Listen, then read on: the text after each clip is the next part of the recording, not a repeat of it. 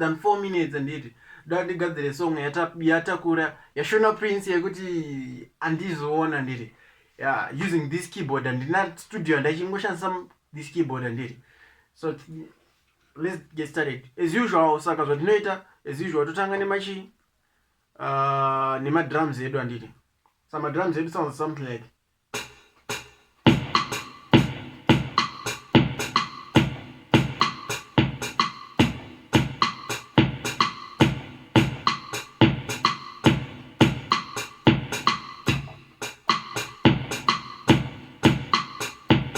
aya ndo madrums edu anditi.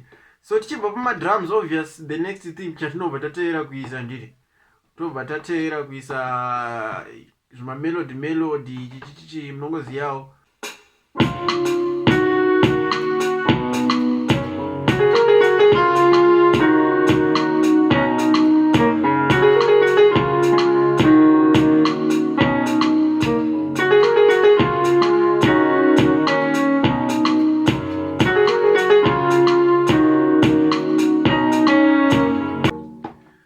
Right, no melody yedu yandiri. I know it's and you don't feel beauty. Saka takutera kuisa chi bass maibada. Bass nditakura yoga saka tizonyanya wanza mas bass ungeta kusungura ndiri.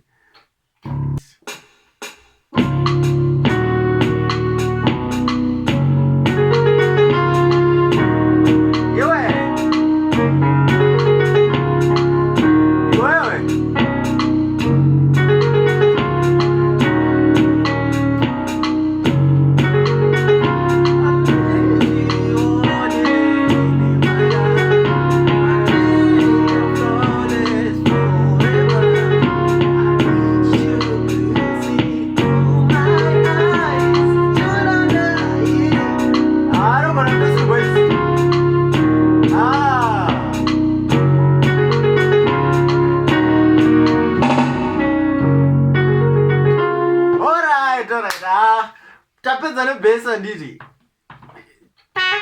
Takutera kanonzi kasaxo aka ndokani kachiimba manje wabata kanobva katora nzvimbo yatakura wachiona. Alright, saka all together the whole thing sounds like this anditi.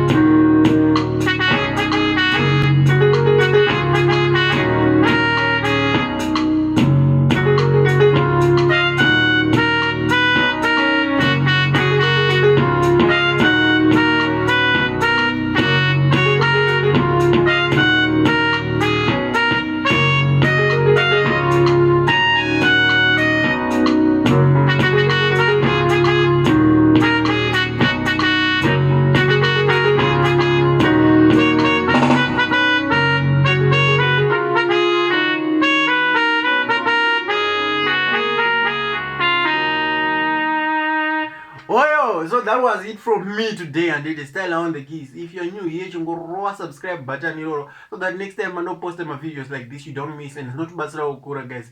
Thank you so much for your love and support. Thank you so much.